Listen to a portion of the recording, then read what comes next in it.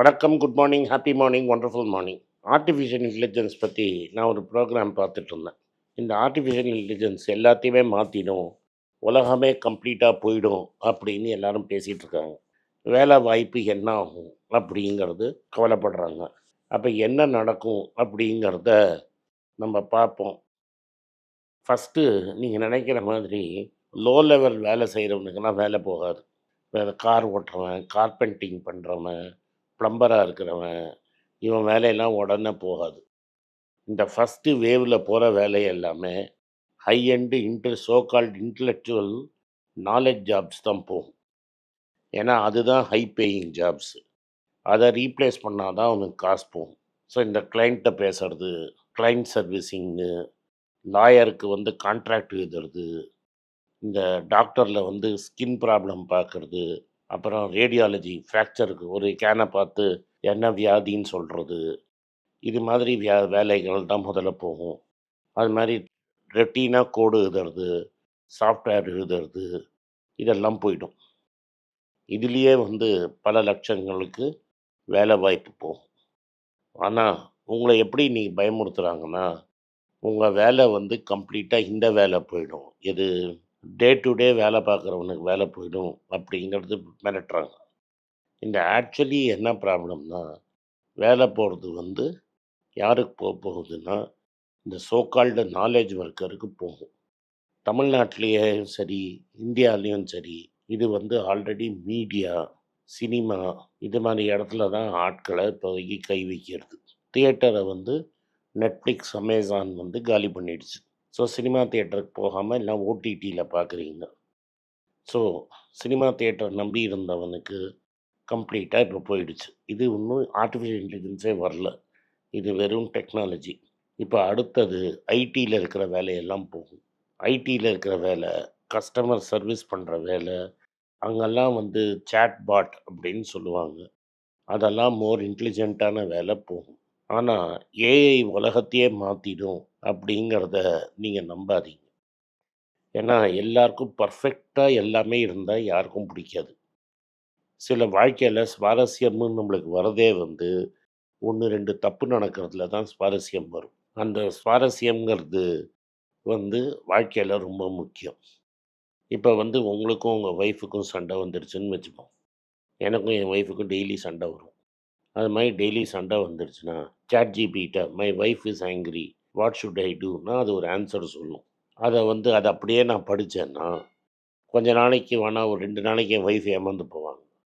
4வது வாட்டி chat GPT அவங்க திறந்து பார்த்தாங்க, என் ஹஸ்பண்டு பேசுகிறதெல்லாம் சாட் ஜிபிடியில் 3வது மனுஷன் டைலாக் எழுதி கொடுத்துருக்கான் அப்படிங்கிறது புரியும்.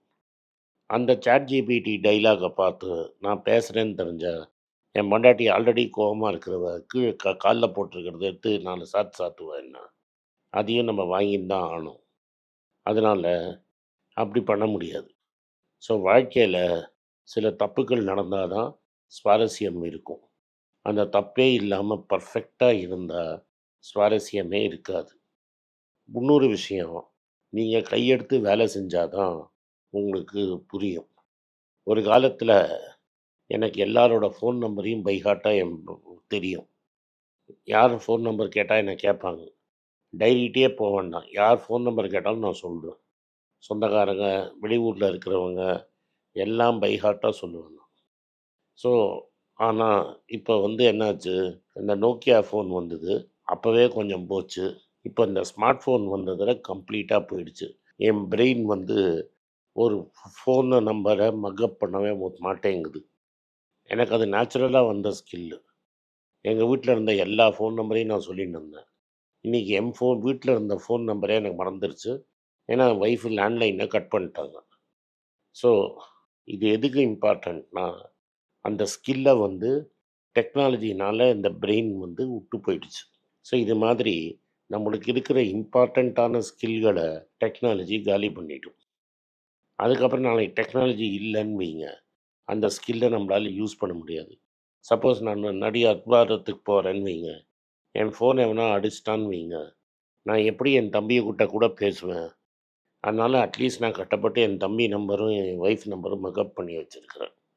அது மாதிரி ஒரு 4, 5 நம்பராவது மக்கப் பண்ணலன்னா 99% ஆஃப் தி பாப்புலேஷனுக்கு 5 நம்பர் கூட தெரியாது. ஏன்னா அந்த ஃபோன்ல டக்குன்னு பேரை போட்டு பண்ணிடுவாங்க. ஆனா, நடு இடத்துல ஒரு ஃபோன் காணாம போயிடுச்சுன்னா, வெளியூர் போய் ஃபோன் காணாம போயிடுச்சுன்னா, அந்த ஆளோட கதி என்ன? அப்படிங்கிறத யோசிச்சு பாருங்க. ஒரு 2 நம்பர் தெரிஞ்சு எப்படியாவது பேசிட்டாங்கன்னா நல்லது. ஸோ டெக்னாலஜி இது மாதிரியான ஸ்கில்ஸை கம்ப்ளீட்டாக உங்கள காலி பண்ணிடும். 2வது உங்களோட எபிலிட்டி டூ திங்கையும் டெக்னாலஜி காலி பண்ணிடும். ஏன்னா, ஒரு புக்க படிச்சு அத சம்மரைஸ் பண்ணி, கேள்விக்கேத்த ஆன்ஸர எடுக்கிற ஸ்கில்லு உங்களுது. ஆனா, இப்ப நீங்க ChatGPTலாம் பசங்க யூஸ் பண்ண ஆரம்பிச்சுட்டாங்க. ஸோ, இந்த கேள்விக்கு எப்படி ஆன்ஸர் எழுதுனா ChatGPTயே சொல்லிடும். ஸோ, இந்த புஸ்தகம் படிச்சு, அதுலேருந்து நோட்ஸ் எடுத்து, எக்ஸாம் எழுதுற ஸ்கில்லு நம்ம பசங்களுக்கு இப்ப போயிடுச்சு. ஆனா, அது இம்பார்ட்டன்ட் ஸ்கில். நீங்க பல ஊர்ல இன்டர்நெட் ஆக்சஸ் குழந்தைங்களுக்கு ரெஸ்ட்ரிக்ட் பண்ணியிருக்காங்க. இன்ஃபேக்ட் சோஷியல் மீடியா ஆக்ட் 17 வயசு வரைக்கும் குழந்தைங்களுக்கு வரக்கூடாதுன்னு 16 17 வயசு வரைக்குமோ ஆஸ்திரேலியாவில் ரூல் போட்டதா சொல்கிறாங்க. எனக்கு தெரியாது. பட் டெஃபினட்டாக அந்த ஆக்சஸை குறைக்கலைன்னா படிக்கிறதுங்கிறதுங்கிற ஸ்கில்லே இன்னைக்கு காணாமல் போயிடுச்சு. இன்ஃபேக்ட் நான் எஃபர்ட் போடலைன்னா முன்ன மாதிரி என்னால் படிக்க முடியுமா அப்படின்னா ஆன்சர் என்னால் படிக்க முடியாது அப்படிங்கிறது தான். அப்போது ஒரு புக்கை நான் எழுதணும்னு நினச்சேன்னு வைங்க. இப்போ என்கிட்ட நிறைய பேர் என்ன சொன்னாங்கன்னா, ChatGPTயே நீங்கள் எழுத வேண்டிய புஸ்தகத்தை எழுதிடும் அப்படின்னாங்க. ChatGPTயே நான் எழுத போகிற புஸ்தகத்தை எழுதிடுச்சுன்னா அப்போ எதுக்கு நான் வேணும்? ஸோ நான் ஒரு புஸ்தகத்தை எழுதுறச்ச 6 மாதம் 7 மாதம் 8 மாதம் இருக்கும். இப்போ எனக்கு இன்னும் ஒரு 5 புஸ்தகத்துக்கு ஐடியா இருக்குது.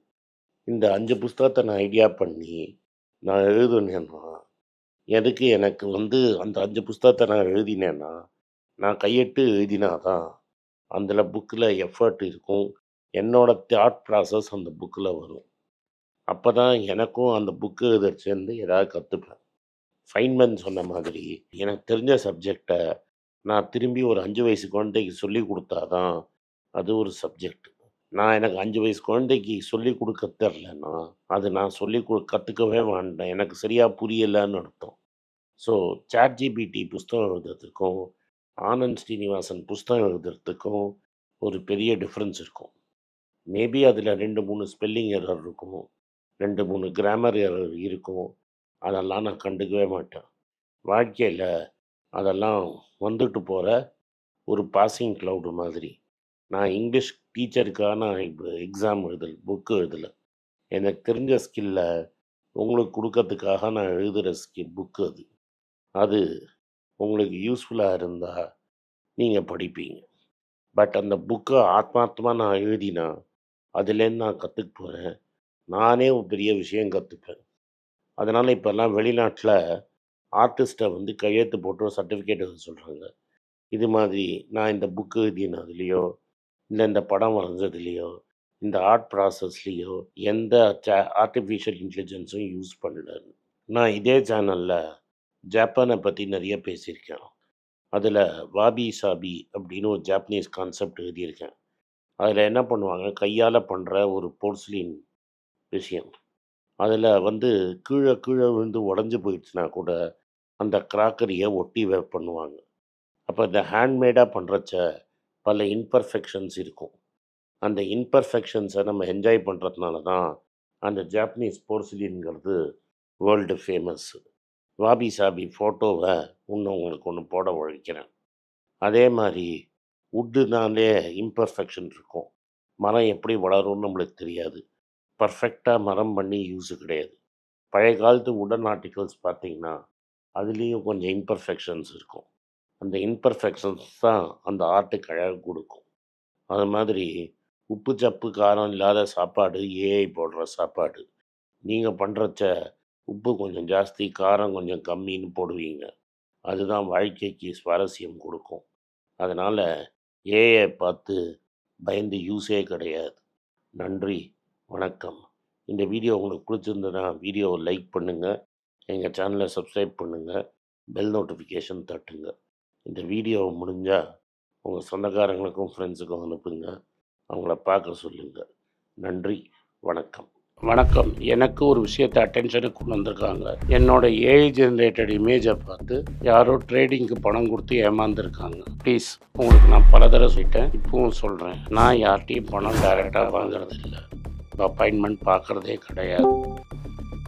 அதனால் என்னை பார்க்கலான்னு யாராவது காசு கேட்டாங்கன்னா இல்லைன்னு சொல்லிவிடுங்க. அடுத்தது, ஒரு இமெயில் ஐடி இருக்குது, அதில் போட்டால் எங்கள் டீம் கான்டாக்ட் பண்ணுவாங்க. அது டைம் ஆகுதுன்னா வினோதோட இன்ஸ்டாகிராம் அக்கௌண்ட்டில் வினோத்தை மெசேஜ் பண்ணுங்கள். அவன் என் தம்பி, அதுலேயும் அவன் காசு கேட்க மாட்டான். காசு கேட்குறாங்கன்னா ஏமாறுறீங்க.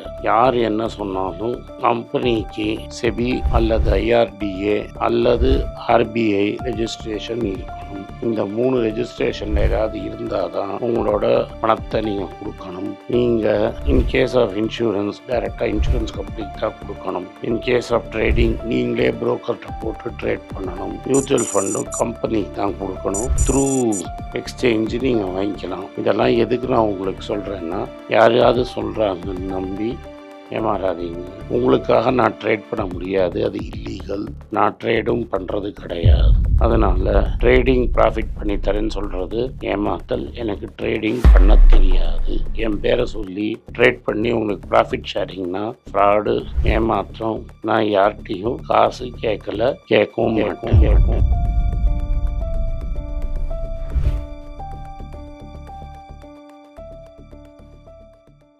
உங்கள் பேராதரவுக்கு மிக்க நன்றி. நான் டோட்டலாக 5 புஸ்தகங்கள் எழுதியிருக்கிறேன். 3 ஆங்கிலத்தில் எழுதியிருக்கிறேன். அதில் 2 தமிழாக மொழிபெயர்த்துருக்காங்க. ஸோ டோட்டலாக 5 புஸ்தகம் ஆச்சு. இந்த 5 புஸ்தகத்துக்கு ஹார்ட் காப்பி வேணும்னா நீங்கள் கீழே இருக்கிற வாட்ஸ்அப் நம்பருக்கு மெசேஜ் அனுப்பிச்சிங்கன்னா எங்கள் டீம் உங்களை கான்டாக்ட் பண்ணுவாங்க.